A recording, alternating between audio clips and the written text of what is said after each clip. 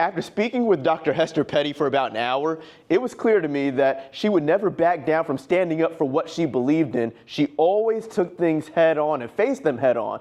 But she says there were 3 specific things in her life that changed her, and it was all while she was living in the Northeast. The first was housing discrimination back in the 1960s. Then, her husband ended up historically suing the state of Delaware. And lastly, there's a teacher that was fired all because of a theft accusation involving one of Hester Petty's daughters. Getting a good workout in the gym, and even most recently through martial arts, Tai Chi to be exact. So you're just gonna roll? As often as possible is what Dr. Hester Petty strives to do, even at 99 years old. Grit, commitment, tenacity. Those are some of the qualities Dr. Petty exudes not only in this gym, but has throughout nearly a century of living. I knew that it would be difficult for me as an African American, and I pursued my life along the ways of the experiences that I had there, and what I thought was right and just. Petty says she experienced great successes, but wanted to share some situations she says were unfair and unjust simply because of the color of her and her family's skin. One of those experiences dealt with discrimination while buying a house more than 50 years ago. Dr. Petty says she and her husband, Dr. Leon Petty, moved to this house. Living here for 45 years, the longest they've ever lived in one spot. They loved it. But leading up to moving into that house in Chadds Ford, Pennsylvania, and shortly after, Petty says was unfavorable, to say the least. We looked for housing in Pennsylvania. We looked for maybe 5 or 6 years. Finally, I was talking with one of my colleagues at the school, and he said, you know, over in Chadds Ford, there's a development, they're a developer doing houses, and you might be interested there because you can buy a house there. Petty says this house was perfect, and the couple was ready to make it theirs. When we got to sell the house, we'd already paid all the money, we'd get ready to settle. The builder called my husband and said, call him crying, Dr. Petty, I'm sorry, we cannot sell you this house. I cannot sell you this house. He said, there's a law, a covenant. Chester County cannot sell a house to any Jew, or at that time they said African American, I think, or Negro, I'm not sure. I laughed because I said, we paid for it, so they'll have to kill me. And he said, I don't want to die for a house. I said, I will. Dr. Petty says they called their lawyers, resources they never took for granted. She was adamant about fighting against this. And less than a week later, the neat guy called, Dr. Petty, you have your house. What was your reaction to that news? Mixed, because I thought it was wrong in the first place. Why shouldn't I have why should I have to go through that? To get the house, I had the money, I had what I needed to pay for the house. And I said, well, with this kind of history in this country, it's mixed.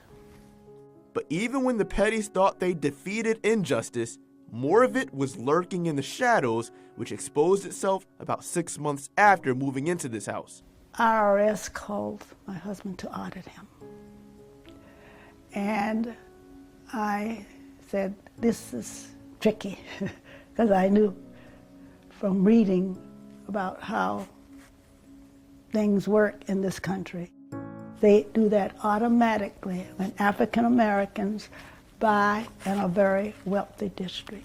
Somebody reported his name thinking that he didn't have the money. I didn't know anything about him, only because he's who he is.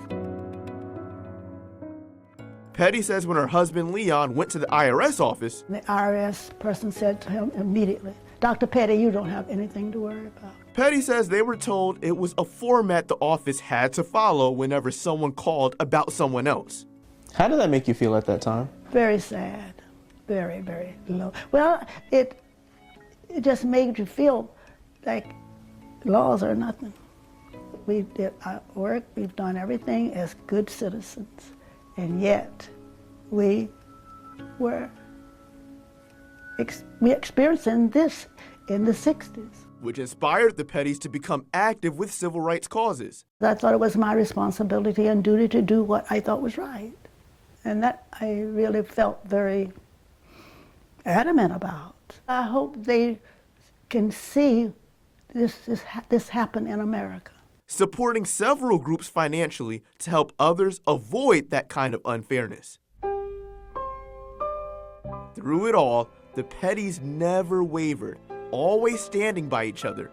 These lovebirds were married for 71 beautiful years. Hester, earning a doctorate in education, she worked for 45 years as a teacher, administrator, and college professor. She went to Columbia University with the legendary Shirley Chisholm, the first African-American woman elected to Congress and the first woman and black person to ever run for president. Her husband, Leon, was a clinical psychologist. The Pettys lived in Pennsylvania but commuted to Delaware for work, between a 30 and 45-minute drive, and they did that for decades. Leon worked with a mental health hygiene clinic while also having his own private practice. His calling was helping those with alcoholism issues. Leon made history while working in Delaware. The state gave money and gave him the opportunity to be the first director of alcoholism service in the country. This was, no one else had done this. Petty says her husband's program started off strong, but by the third year, a different group of politicians had a different plan. They didn't want to eliminate the program. They had someone else to take over. They knew they wanted. Someone who was not black. As Petty says, those politicians tried to negate the hard work Leon put in to build the program. My husband was infuriated, and he said, I'm going to Washington, I'm going to raise some money anyway. So he would go to Washington and speak to them, these politicians, about money. And once he was there giving his talk about his program, Muhammad Ali was there. When he finished, Muhammad Ali came up to him and said to him, I see you're having difficulty with funding.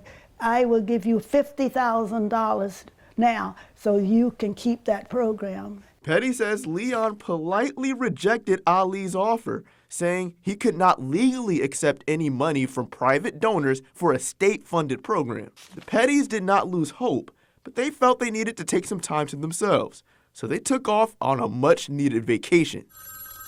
But a late-night phone call from one of their daughters escalated things drastically. They eliminated Dad's position in the middle of the night. He said, what? They said, you don't no longer have a position. They eliminate his position in that Senate. And he said, that's okay. I have my private practice.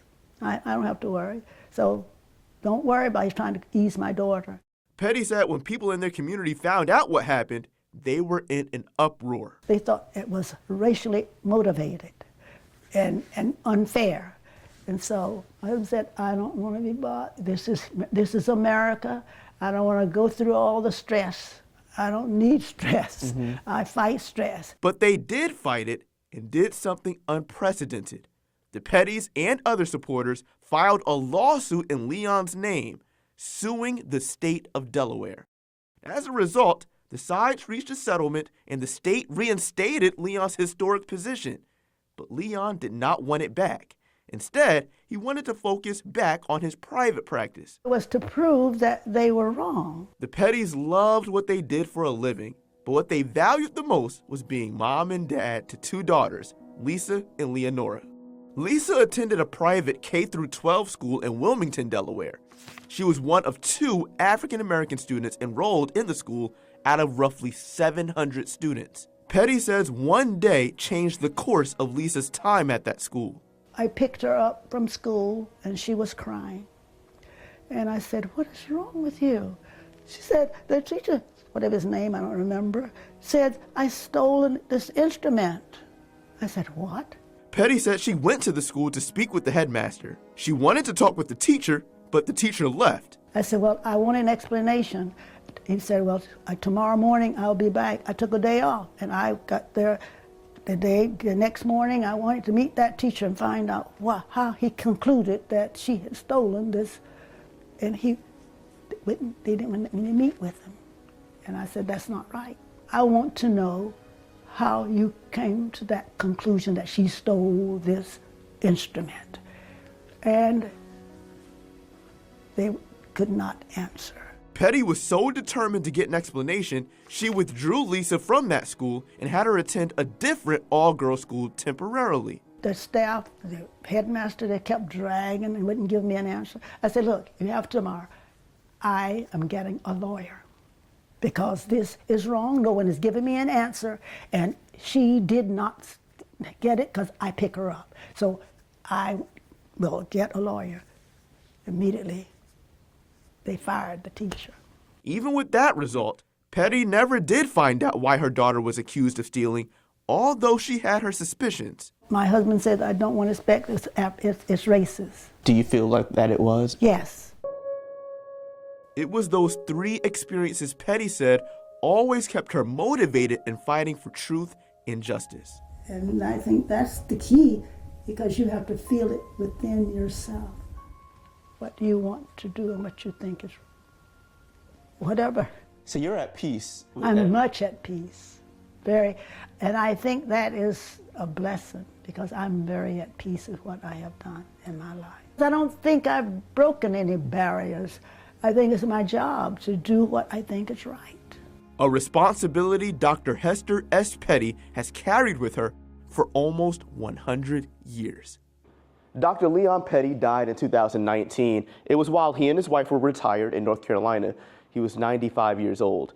But one of his final wishes was for the family to move here to Jacksonville. That's because their daughter, Lisa, had a neurological medical issue, and she was treated for that at Mayo Clinic here in the city.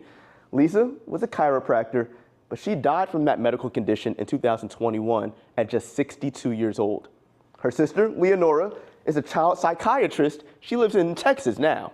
As far as their mother, Dr. Hester Petty, she is turning 100 years old later on this year. May 17th is that big day. Reporting, I'm Aaron Farrar, Channel 4, the local station.